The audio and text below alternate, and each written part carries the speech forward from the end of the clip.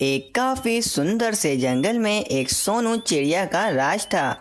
सोनू चिड़िया काफी ज्यादा अक्लमंद थी। सारे पक्षी सोनू चिड़िया से काफी ज्यादा खुश थे क्योंकि सोनू चिड़िया कभी भी किसी के साथ अन्याय नहीं करती थी। सोनू चिड़िया का एक वजीर कालू कौवा भी था। कालू कौवा सोनू चिड़िया का काफी ज्यादा ध्यान रखता था। सोनू चिड़िया की अभी तक किसी भी चिड़े से शादी नहीं हुई होती क्योंकि सोनू चिड़िया को किसी ऐसे चिड़े से शादी करनी थी जो काफी ज्यादा ईमानदार हो। फिर एक दिन सोनू चिड़िया की बहन कोमल चिड़िया सोनू चिड़िया के पास आती है और सोनू चिड़िया से कहती है, अरे सोनू चिड़िया, मैं आज तुमसे एक सवाल पूछने आई हूँ। तुम मुझे ये बताओ कि तुम शादी कब करने वाली हो? तुम्हारी नज़र में कोई चिड़ा है या फिर नहीं? क्या बताऊँ मैं आपको कोमल बहन, आप तो जानती हैं मैं किसी ऐसे चिड़े से शादी करना चाहती हूँ जो बहुत ही ज़्यादा ईमानदार हो और मुझे हमेशा खुश रखे और कभी भी किसी के साथ गलत ना करे। अरे सोनू चिड़िया, तुम एक काम करो, तुम अपने पूरे जंगल में ऐलान करा दो कि तुमसे जो भी शादी करेगा वो यहाँ पर आ जाए और फिर जब यहाँ सारे चिड़े आ जाएंगे तो तुम उनमें से जो भी ईमानदार चिड़ा हो तुम उससे शादी कर लेना। अरे हाँ कोमल बहन, आपने ये बात तो बिल्कुल ठीक कही है। मैं आज ही अपने जंगल में ऐलान करवा देती हूँ कि मुझसे जो भी शादी करेगा वो यहाँ पर आ जाए। इतना कहकर कोमल चिड़िया वापस चली जाती है। फिर सोनू चिड़िया अपने वजीर कालू कौवे को हुक्म देती है और कहती है, अरे कालू वजीर, तुम आज जंगल में जाकर ऐलान करवा दो कि जो भी चिड़ा मुझसे शादी करेगा वो मुझसे यहाँ पर आकर मिले। ठीक है रानी जी, मैं अभी पूरे जंगल में ऐलान करवा देता हूँ कि आपसे जो भी चिड़ा शादी करना चाहता है वो आपसे यहाँ पर आकर मिले।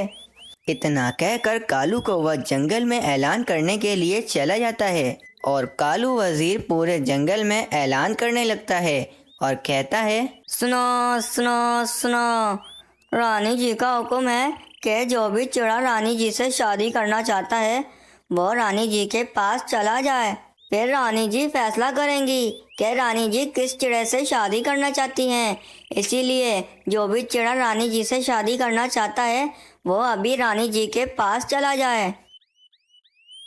रानी चिड़िया, मैंने पूरे जंगल में ऐलान कर दिया है कि जो भी चिड़ा आपसे शादी करना चाहता है वो आपसे आकर मिल ले।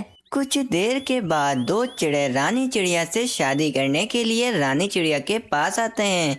रानी चिड़िया उन दोनों चिड़ों को देखकर सोचती है, अरे ये तो दो चिड़े आए हैं, अब मैं इन दोनों चिड़ों में से किससे शादी करूंगी? मुझे इन दोनों चिड़ों की परीक्षा लेनी होगी और जो भी चिड़ा इस परीक्षा में पास हो गया मैं उस चिड़े से शादी कर लूंगी। पहला वाला चिड़ा रानी चिड़िया को देखकर रानी चिड़िया से कहता है, रानी चिड़िया, मैं आपसे शादी करने के लिए आया हूँ। अगर आपने मुझसे शादी कर ली तो मैं आप पर कभी भी कोई भी मुसीबत आने नहीं दूंगा। रानी चिड़िया, मैं भी आपसे शादी करना चाहता हूँ। अगर आपने मुझसे शादी कर ली तो मैं आपका ध्यान तो रखूँगा ही, बल्कि आपके पूरे राज का बहुत ही अच्छे से ध्यान रखूँगा और आपके राज्य के सारे पक्षियों पर मैं कभी भी कोई भी मुसीबत आने नहीं दूंगा। मैं आपके सारे राज्य के पक्षियों को खुश रखूँगा। रानी चिड़िया उन दोनों चिड़ों की बात सुनकर बहुत ही ज़्यादा मुतासिर होती है, लेकिन रानी चिड़िया को ये समझ में नहीं आ रही थी कि उन दोनों चिड़ों में से ज़्यादा ईमानदार चिड़ा कौन सा है और रानी चिड़िया उन दोनों चिड़ों में से किस चिड़े से शादी करे।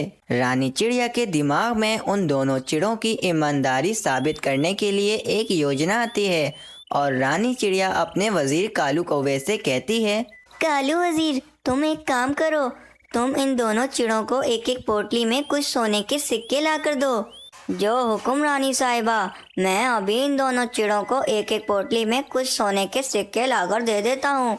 कालू वजीर उन दोनों चिड़ों को एक एक पोटली में कुछ सोने के सिक्के लाकर दे देता है।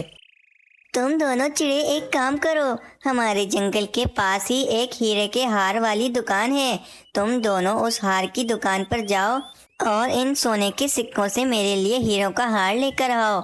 जो भी चिड़ा मेरे लिए सबसे पहले हीरों का हार लेकर आएगा मैं उसी चिड़े से शादी करूंगी।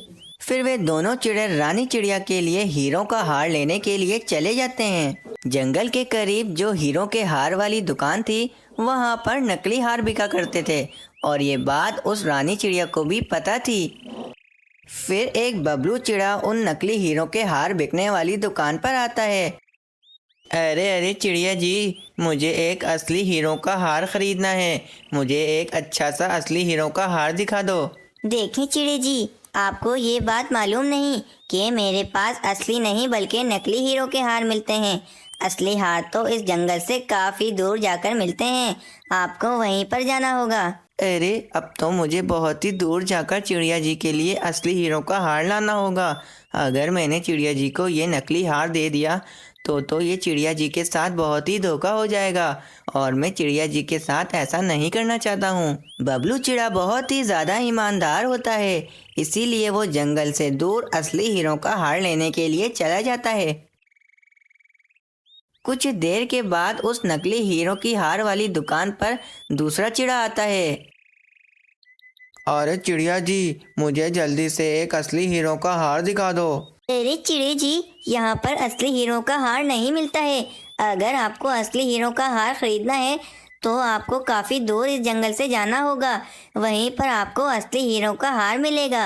अरे अगर मैं रानी जी के लिए इस जंगल से दूर असली हीरो का हार लेने गया तो मुझे काफ़ी ज़्यादा देर हो जाएगी। क्या पता वो चिड़ा मुझसे पहले उस रानी जी को हार ला कर दे दे। फिर वे चिड़ा नकली हीरो का हार उस चिड़िया से खरीद लेता है और रानी जी के पास जाने लगता है। वहीं बबलू चिड़ा असली हीरो का हार लेने के लिए जंगल से काफी दूर जाने लगता है। फिर वे नीलू चिड़ा नकली हीरो का हार लेकर उस रानी जी के पास आ जाता है और रानी जी से कहता है, चिड़िया रानी, देखें मैं आपके लिए सबसे पहले हीरो का हार लेकर आ गया हूँ। अब आप जल्दी से मुझसे शादी कर लें। चिड़िया रानी, दूसरा चिड़ा तो वापस ही नहीं आया। मुझे लगता है वो बेईमान था और वो आपके सिक्के लेकर रफू चक्कर हो गया है। अब वो वापस आने वाला नहीं है।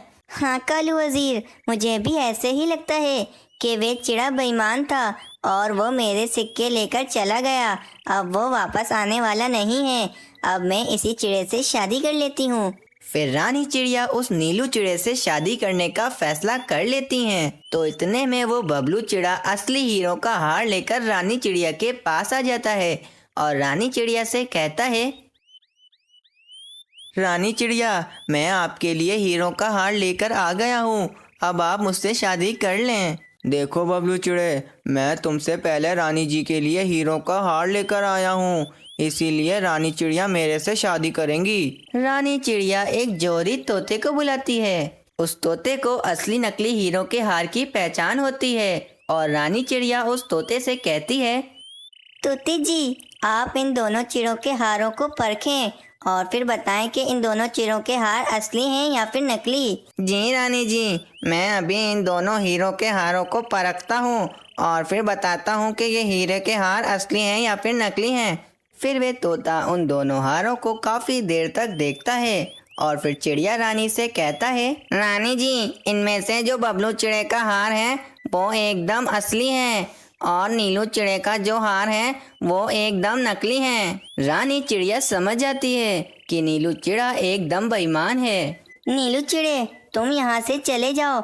तुम मेरे से शादी करने के काबिल नहीं हो। मैं तुमसे शादी नहीं करूँगी। मैं बबलू चिड़े से शादी करूँगी। नीलू चिड़ा शर्मिंदा होकर वहाँ से चला जाता है और बबलू चिड़े की ईमानदारी की जीत हो जाती है और रानी चिड़िया भी बबलू चिड़े से बहुत ही ज़्यादा खुश हो जाती है।